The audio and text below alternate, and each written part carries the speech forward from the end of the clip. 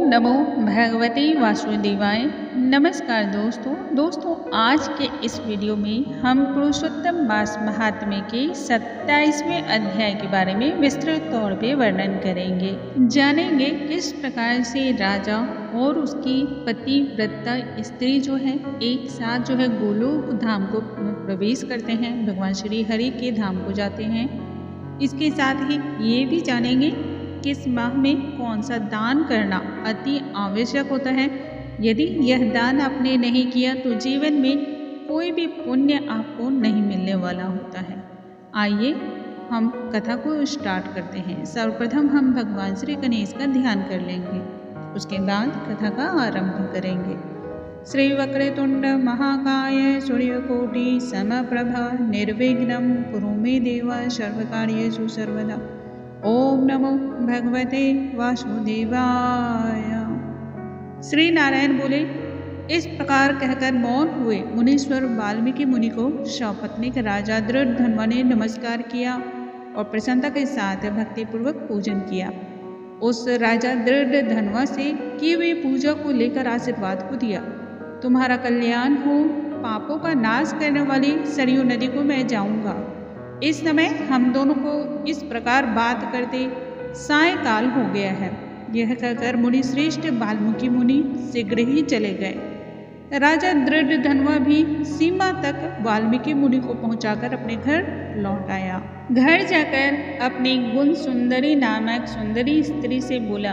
राजा दृढ़धन्वा बोला, आई सुंदरी, राग, द्वेष, लोभ, मोह, मद, मात्सर्य इन 6 शत्रुओं से युक्त गंधर्व नगर के समान इस असार संसार में मनुष्यों को क्या सुख है। कीट, विष्टा, भस्म रूप और वात, पित्त, कफ इनसे युक्त मल, मूत्र, रक्त से व्याप्त ऐसे शरीर से मेरा क्या प्रयोजन है।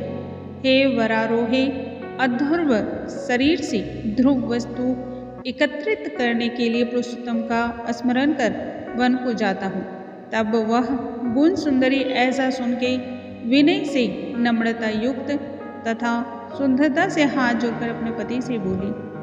गुण सुंदरी बोली, हे नृपति, मैं भी तुम्हारे साथ चलूंगी। पतिव्रता स्त्रियों के पति ही देवता होते हैं। जो स्त्री पति के जाने पर पुत्र के गृह में रहती है, वह स्त्री पुत्र वधू के अधीन हो पराये गृह में कुत्ते के समान रहती है। पिता स्वल्प देता है और भाई भी स्वल्प ही देता है। अत्यंत देने वाले पति के साथ कौन स्त्री न जाएगी। इस प्रकार प्रिया की बात को स्वीकार कर पुत्र का अभिषेक कर स्त्री सहित शीघ्र ही मुनियों से सेवित वन को गया।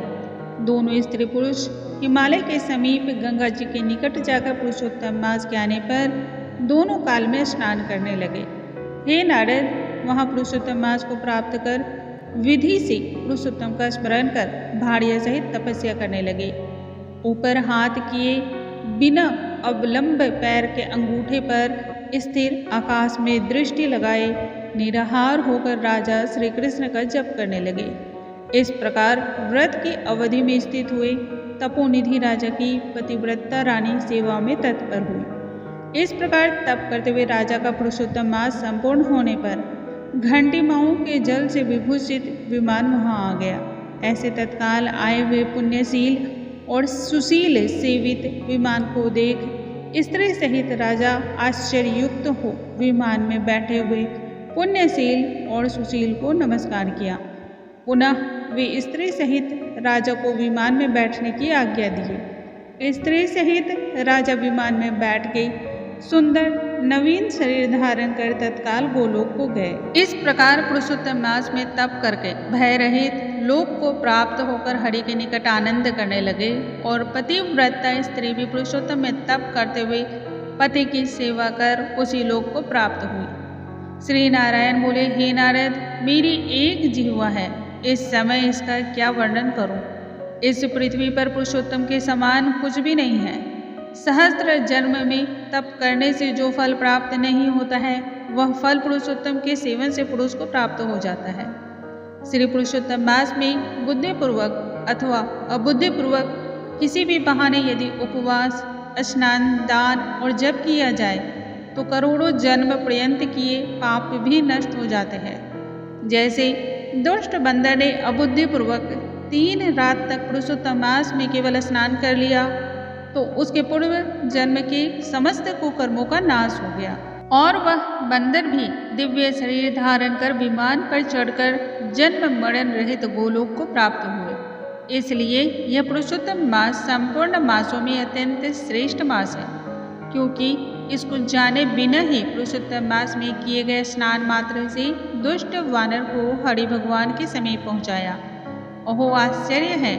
श्री पुरुषोत्तम मास का सेवन जो नहीं करने वाले हैं वे महामूर्ख हैं, वे धन्य हैं और कृतकृत्य हैं तथा उनका जन्म सफल है, जो पुरुष श्री पुरुषोत्तम मास का विधि के साथ स्नान, दान, जप, हवन और उपवास पूर्वक सेवन करते हैं।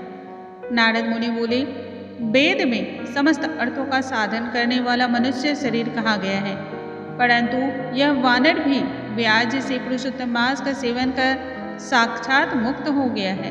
हे तपोनिधि, संपूर्ण प्राणियों के कल्याण के निमित्त मुझसे इस कथा को कहिए। इस वानर ने 3 रात्रि तक कहाँ स्नान किया? यह वानर कौन था? आहार क्या करता था? और उत्पन्न कहाँ हुआ? कहाँ रहता था? और श्री पुरुषोत्तम मास में व्याज से उसको क्या पुण्य प्राप्त हुआ?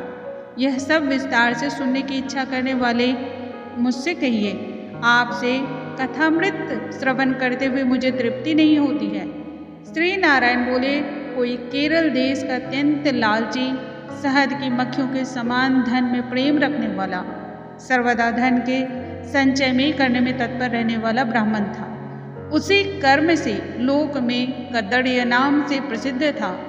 उसके पिता ने भी प्रथम उसका नाम चित्र शर्मा रखा था। उस कदर्य ने सुंदर अन्न, सुंदर वस्त्र का किसी समय उपभोग नहीं किया।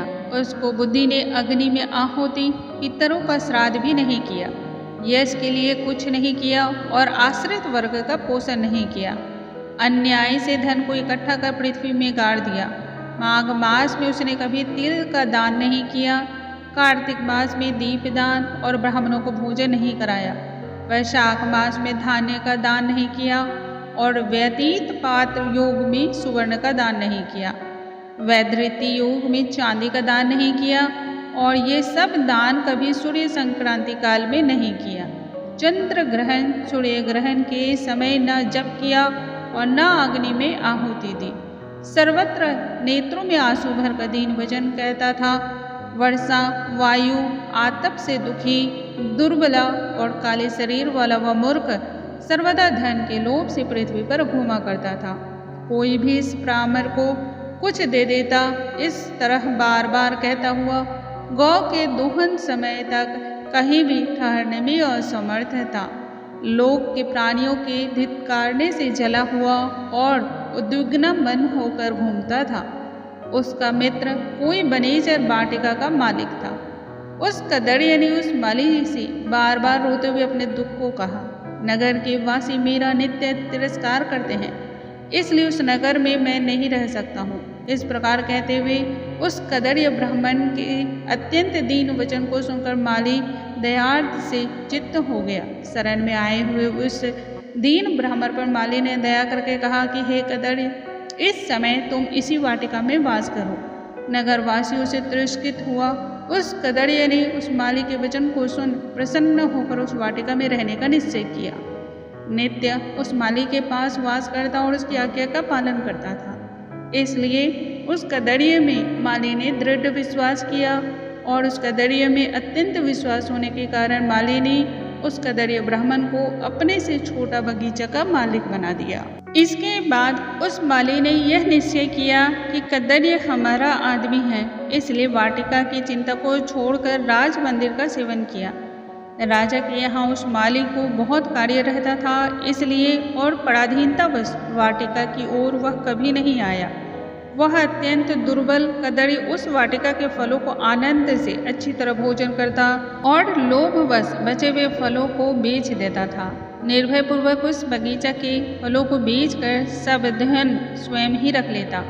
जब माली पूछता था तो उसके सामने झूठ बोलता था कि नगर में फिरता फिरता, भिक्षा मांगता मांगता और खाता खाता तुम्हारे वन की रक्षा करता हूँ। फिर भी पक्षीगण इस बगीचे के फलों को महीने में आकर खा जाते हैं। देखिए, मैंने कुछ खाते हुए पक्षियों को अच्छी तरह से मार डाला है। यहाँ चारों तरफ उन पक्षियों के मांस और पंख गिरे पड़े हैं। उन मांस के टुकड़ों को और पंखों को देखकर उसका अत्यंत विश्वास कर माली चला गया। इस प्रकार अत्यंत जर्जर उस दुष्ट कदड़िए के वास करते हुए 87 वर्ष बीत गए। वह मूढ़ वहाँ ही मर गया और उसको अग्नि और काष्ठ भी नहीं मिला। बिना भोगे पापों का नाश नहीं होता है, ऐसा वेद के जानने वाले कहते हैं। इस कारण हाहाकार करता हुआ यमदूतों के मुदगड़ के आघात से पीड़ित कष्ट के साथ अत्यंत भयंकर दीर्घ मार्ग को गया। पूर्व में किए हुए कर्मों को स्मरण करता हुआ और प्रलाप करता हुआ बुद्ध अक्षरों में कहता हुआ कि अहो आश्चर्य है, मुझे दुष्ट कदड़िए के अज्ञान को देखिए। कृष्ण सार से युक्त पवित्र इस भारतखंड में देवताओं को भी दुर्लभ मनुष्य शरीर को प्राप्त कर मैंने धन के लोभ से क्या किया, अर्थात कुछ भी नहीं किया। और मैंने जन्म व्यर्थ में खोया तथा मैंने बहुत दिनों में जो धन संचय किया था वह धन तो पराधीन हो गया। इस समय काल पास में बंधा पराधीन होकर क्या करूं? प्रथम मनुष्य शरीर को प्राप्त कर कुछ भी पुण्य कर्म नहीं किया, ना तो दान दिया, ना अग्नि में आहुति दी, ना हिमालय की गुफा में जाकर तपस्या की।